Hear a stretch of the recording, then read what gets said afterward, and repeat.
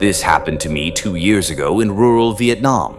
I was traveling alone, trying to save money. I'd been taking local buses instead of taxis. It was almost 11 at night. I was coming back from a town about 2 hours away. The last bus of the day. I got on at the main terminal. There were maybe 6 other people, all locals. They sat scattered throughout the bus. Nobody near each other. The driver was older, 50s maybe. He didn't look at me when I paid. Just took my money and waved me toward the back. I sat 3 rows from the rear, by the window. I didn't speak much Vietnamese, just basic phrases. Hello? Thank you. How much? That was it. But I knew my stop. I'd written it down, practiced saying it. I'd taken this same route 2 days earlier. The bus pulled out of the terminal. The first half hour was normal. Street lights, small shops, people on motorcycles. The bus stopped 3 times. A couple people got off. Nobody got on. Then we left the main road. It got darker, fewer lights. The buildings spread out. Long stretches of nothing between them. I kept my eyes on the landmarks. A gas station, a bridge, a temple with red trim. I saw the temple. My stop was next. I pressed the button, the one above my head. It made a soft ding. The driver looked up at the mirror, made eye contact with me for a second. He nodded. I stood up, moved to the middle of the bus, held onto the rail. Ready. The bus slowed down a little. I saw my stop ahead. A covered bench, a faded sign. I recognized it. The bus didn't stop. It rolled right past. I froze. Wait, I said, too quiet. The bus kept going. I moved toward the front. Excuse me. Sir, my stop. I said it in English, then tried in broken Vietnamese. Badly. The driver didn't turn around. I pointed back. My stop. Back there. Nothing. I stood there, swaying with the movement of the bus. My heart starting to race. Maybe he didn't hear me. Maybe I said it wrong. I pressed the stop button again. The driver glanced at the mirror, then back at the road. He didn't slow down. I walked closer, right behind his seat now. Please, I said, I need to get off. He said something in Vietnamese, short, flat, didn't look at me. I didn't understand. I pulled out my phone, tried to show him the name of my hostel, the address. He waved his hand. Dismissive, like swatting a fly. The bus turned onto a smaller road. The streetlights were gone now, just the headlights cutting through the dark. Trees on both sides. No buildings. I looked back at the other passengers. 3 of them left, all in the back. None of them were looking at me. They sat staring out the windows, faces blank. I thought about pulling the emergency exit, but I didn't know what would happen, if it would even open, if the driver would stop or just keep going. I went back to my seat, sat down, tried to think. My phone had 1 bar of signal, then none. I opened the map app. The blue dot was still moving, away from my hostel, away from anything I recognized. The road got worse, cracks in the pavement, potholes. The bus rocked side to side. I looked at the time, 11:40. We'd been driving for almost 20 minutes past my stop. One of the passengers got off, an old woman. The bus stopped for her. The doors opened. She stepped down into the darkness. I thought about jumping off with her, but I didn't know where we were. It looked like nothing, just road and trees. The doors closed. We kept moving. Then another passenger got off. A young guy. Same thing. Middle of nowhere. Now it was just me and one other person. A man in the very back. He hadn't moved the entire time. I stood up again, went back to the front. Please stop the bus, I said. Louder this time. The driver said nothing. I reached for the door handle. It didn't move. I tried again. Locked. Let me off, I said. The driver finally spoke. One sentence. Low. Calm. I didn't understand the words, but I understood the tone. No. I stepped back. The bus turned again.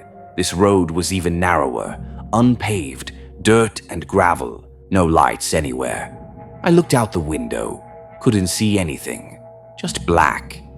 The man in the back stood up, walked past me without looking, pressed the button. The bus stopped. The doors opened. He got off. I moved toward the door. The driver turned and looked at me. Really looked at me. He shook his head. The doors closed. We started moving again. I was alone now. I sat back down. My hands were shaking. I tried to think.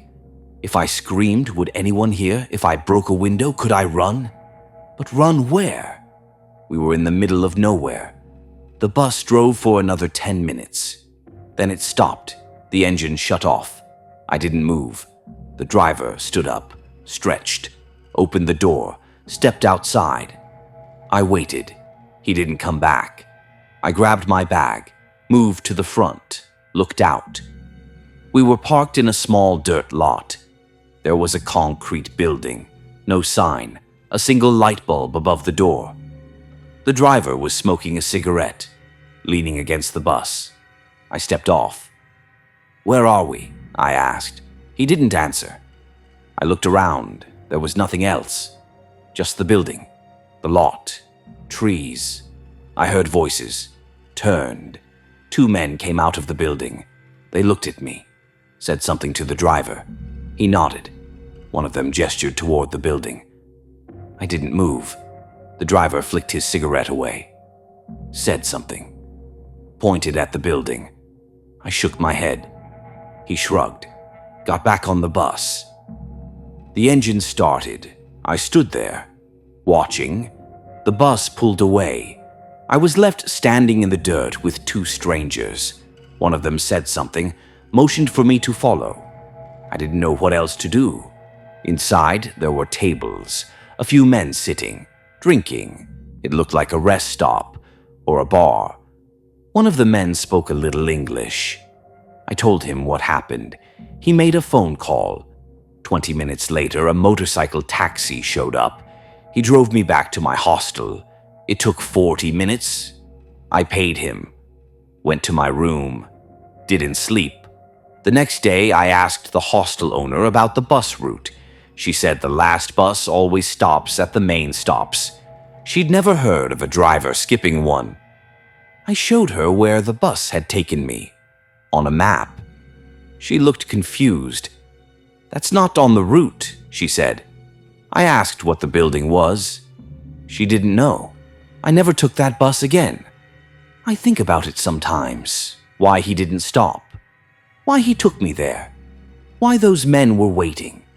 And I think about the other passengers, how they got off in the middle of nowhere, how none of them seemed surprised, like they knew, like this had happened before.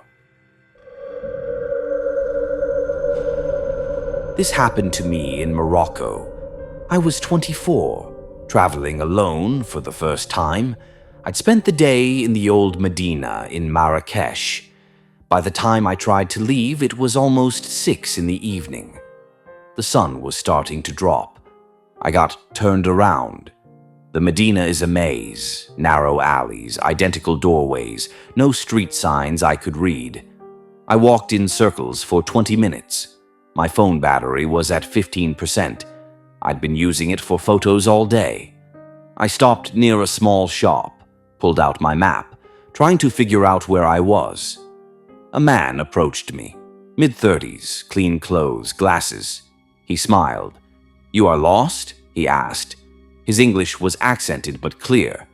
I hesitated, but he looked normal, friendly. "Yeah," I said. "I'm trying to get back to the main square." He nodded. "Jamal Fna." "Yes. It is confusing here. Many tourists get lost."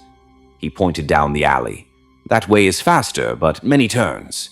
Easy to go wrong direction again." "Is there a simpler way?" I asked. He thought for a moment. "I can show you." I go that direction, not far. I looked around. There were still people walking by, vendors closing their shops. It felt safe enough. Okay, I said. Thank you. He smiled again. No problem. Welcome to Morocco. We started walking. At first, he talked a lot, asked where I was from, how long I was visiting, if I liked the city. I answered, kept it vague, didn't mention I was staying alone.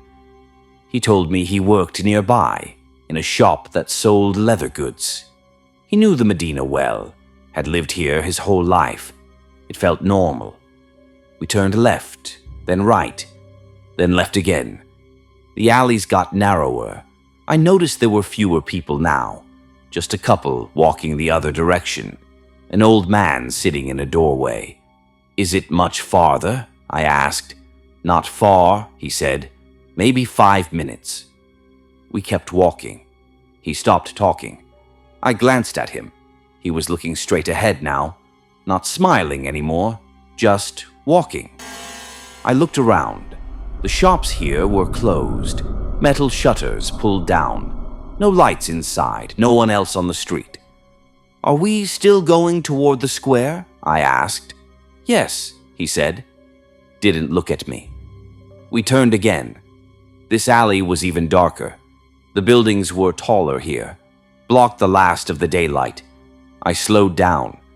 I think maybe I should just go back, I said. He stopped walking, turned to face me. Back is more confusing, he said. You will get lost again. I'll be okay, I said. I appreciate your help. He didn't move. This way is faster, he said. His voice was flat now. I felt my stomach tighten. I'm fine, I said. Thank you. I turned around, started walking back the way we came. He followed. Not fast, just walking behind me. I walked faster. He kept pace. I heard his footsteps. Close. My heart was pounding. I turned a corner. Didn't know if it was the right way, didn't care.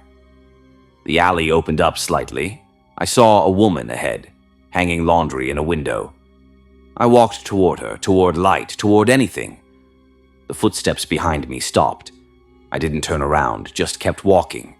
I came out onto a wider street. There were shops, lights, people. I didn't stop until I found a cafe. Went inside, sat down. My hands were shaking. I looked out the window. Didn't see him. I asked the waiter for directions, showed him my map. He explained in broken English, drew a line with his finger. The main square was 10 minutes away, straight down this street. We'd been walking in the opposite direction. I made it back to my hostel just after 7, charged my phone. Didn't leave again that night. The next day, I told someone at the hostel what happened. They nodded, didn't seem surprised. You have to be careful, they said. Some people offer help, then take you somewhere quiet, rob you, sometimes worse. He seemed so normal, I said. They always do, they said. I thought about that a lot after. How friendly he was at first, how I'd trusted him completely, how I'd followed him into darker and darker streets without questioning it, because he smiled, because he spoke English, because I wanted to believe people were kind.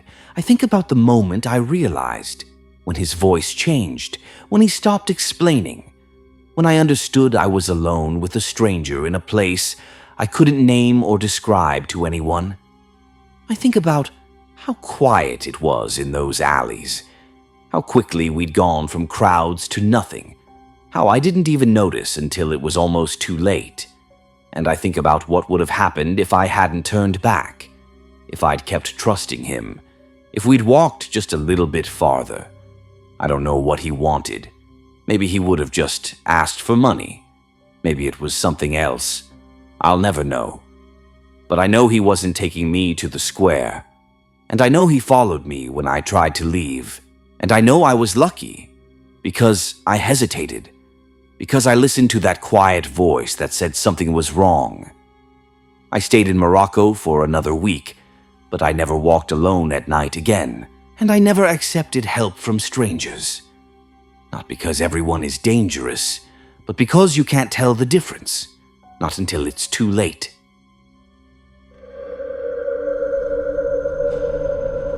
This happened 3 years ago when I was traveling through rural Indonesia with 4 of my friends. We'd spent the entire day exploring temples and rice fields. By the time we started heading back to our hotel, it was already past midnight. I was in the passenger seat. My friend Jake was driving. The other 3 were in the back. We were tired. Nobody was talking much. The radio had lost signal about 20 minutes earlier. The road was dark. No street lights. No other cars. Just our headlights cutting through the black. We'd been on this same road earlier that day. It was busy then. Motorcycles, vendors, people walking. Now it was completely empty. Jake kept checking the GPS on his phone. The signal kept dropping. The blue dot would freeze for minutes at a time, then it would jump forward. We came to a fork in the road. There was a wooden sign. Weathered. The paint was faded but still readable. An arrow pointed left. Underneath it was the name of the district where our hotel was located. Jake slowed down. "That's weird," he said. "What?" I asked. "We came from the right this morning. I'm sure of it." I looked at the sign again, then at the road on the right. It did look familiar. Sarah leaned forward from the back seat. "Yeah, I remember that tree. We definitely came from the right." The tree was massive, twisted branches. It sat right at the edge of the right-hand road. I remembered it too. "Maybe we're thinking of a different intersection," Jake said. "There wasn't another intersection," I said. We sat there for a minute. Engine idling. Moths circling in the headlights. "The sign says left," Jake finally said. "Signs don't lie." "Our memory could be wrong," Sarah added. "We weren't paying attention this morning." I didn't feel good about it, but I didn't have a better answer. "All right, let's go left," I said. Jake turned the wheel. The road felt wrong immediately. It was narrower. The pavement was cracked. Jungle pressed in close on both sides. Branches scraped the roof of the car. Nobody spoke. After about 10 minutes, the jungle opened up. We entered a village. There were houses, small wooden structures, tin roofs. They lined both sides of the road. But there were no lights, no movement, no sounds. "Where is everyone?" Sarah whispered. I didn't answer. We drove slowly through the village. Our headlights swept across empty doorways, porches with nothing on them, a bicycle lying on its side in the dirt. I noticed a few houses had doors open, just darkness inside. "This doesn't feel right," Jake said. "Just keep going," I told him. The road curved. Then it just stopped. Dead end. Ahead of us was a wall of trees, dense forest, the kind you can't see into.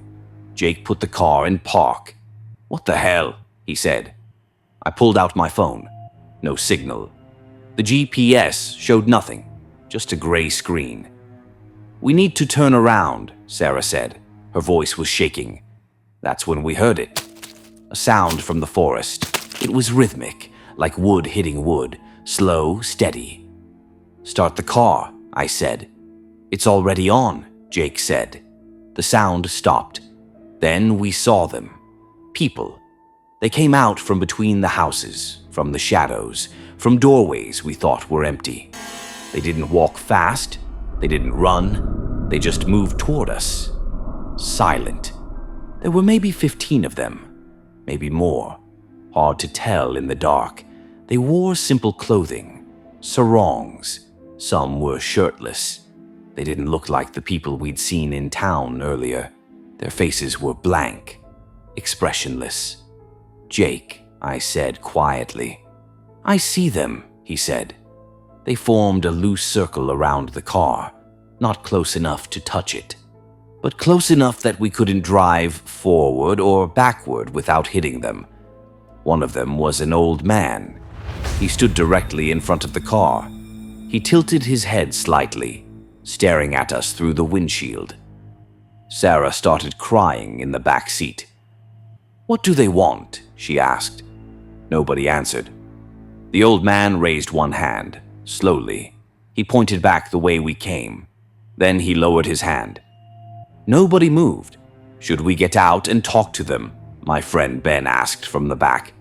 "No," I said immediately. We sat there, the engine humming, headlights on, the people standing perfectly still. Then my friend Chris spoke. His voice was tight, controlled. "Jake, just drive." "What?" "Even if we hit them, just drive." "I can't." "Yes, you can. Drive. Now." Jake's hands were shaking on the wheel. "They'll move," Chris said. "Just go. Slowly. They'll move." Jake looked at me. I nodded. He put the car in reverse, turned the wheel. The people behind us didn't move. Jake stopped. "Forward," Chris said. "Back the way we came. Drive through them if you have to." Jake shifted into drive. He pressed the gas. Barely. The car crept forward. The old man didn't move. We got closer, 2 feet away. 1 foot. At the last possible second, he stepped aside. The others did the same, like water parting.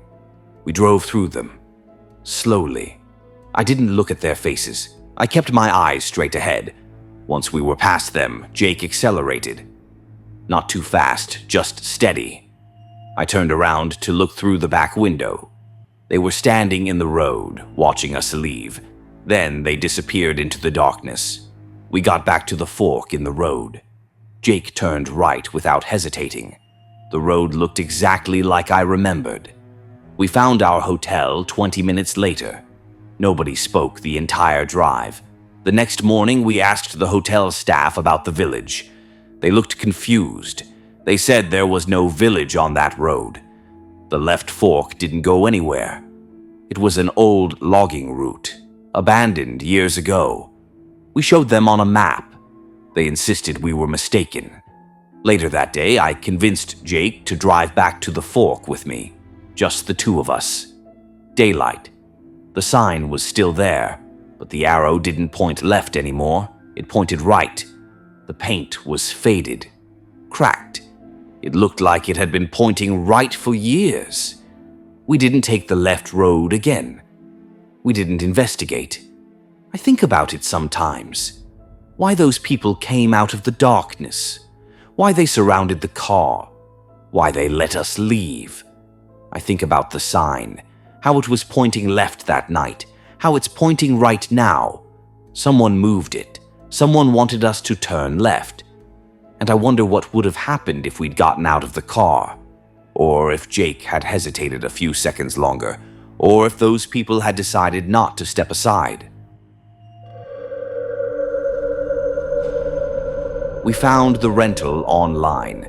It was a large beachfront house on the northern coast of Tenerife. 3 bedrooms, high ceilings, floor-to-ceiling windows that faced the ocean. We booked it for a week in March. It was just me and my husband. The house was beautiful during the day. At night, it felt different. The windows that let in so much light made the rooms feel exposed, like anyone could be watching from the beach. But I told myself I was being paranoid. On our 3rd night, we stayed out late. We'd gone to a restaurant in a nearby town and didn't leave until after 11. By the time we got back to the house, it was past midnight. The road leading to the property was quiet. No street lights, just our headlights cutting through the dark. We parked in the gravel driveway and got out. My husband wanted to rinse off the salt and sand from earlier. He said he'd take a quick shower. I told him I'd sit outside for a bit. The air was warm. The sound of the waves was calming.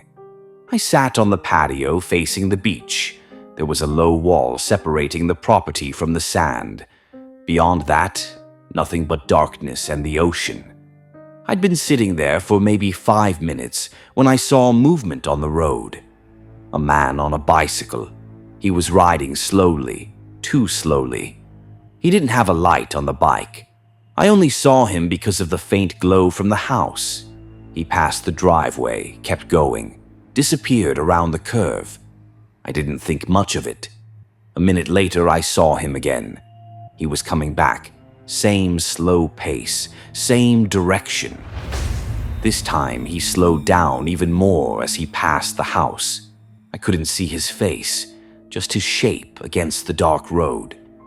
Then he was gone again. I felt uneasy, but I didn't know why.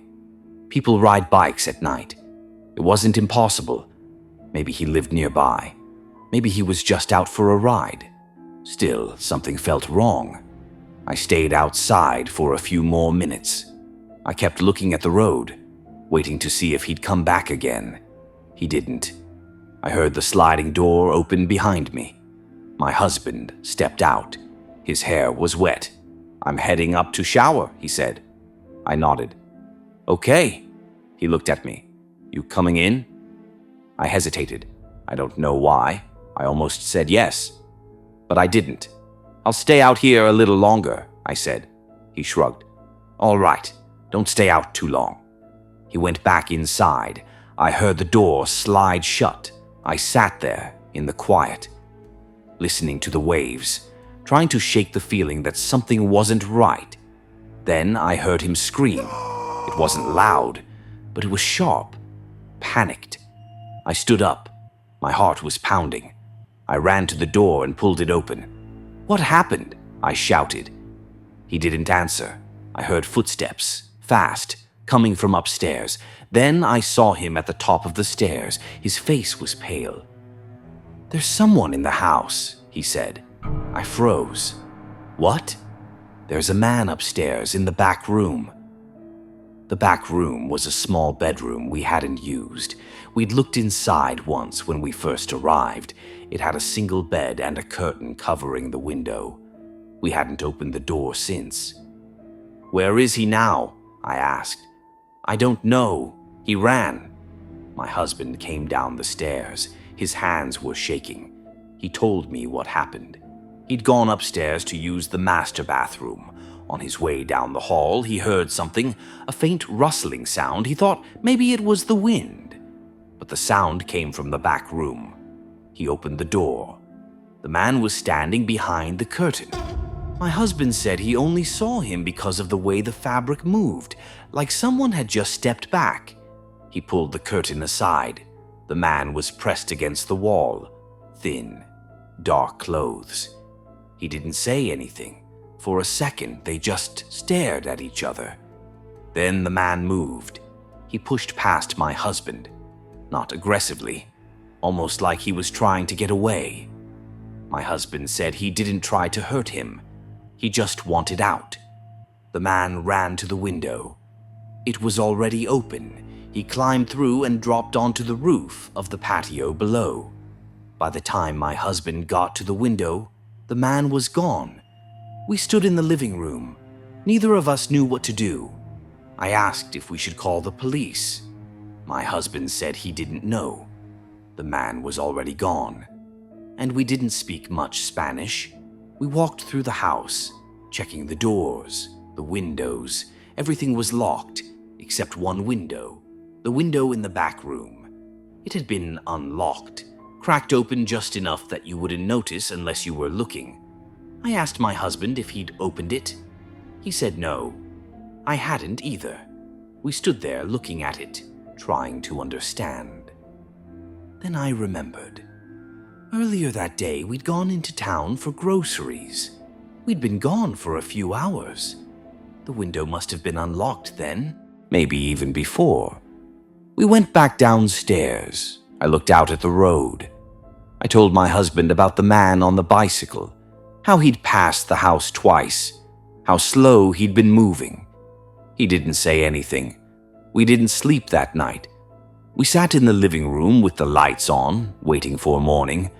The next day, we checked out early. We didn't tell the rental company why. I keep thinking about the timing. If my husband hadn't gone upstairs when he did, the man would have stayed hidden. We would have gone to bed. We would have slept. And he would have been in the house with us. For hours. I don't know what he wanted. I don't know if he was waiting for us to fall asleep. I just know that when I think about it now, I can still see that man on the bicycle, riding past, slow, watching, and I wonder how long he'd been planning it.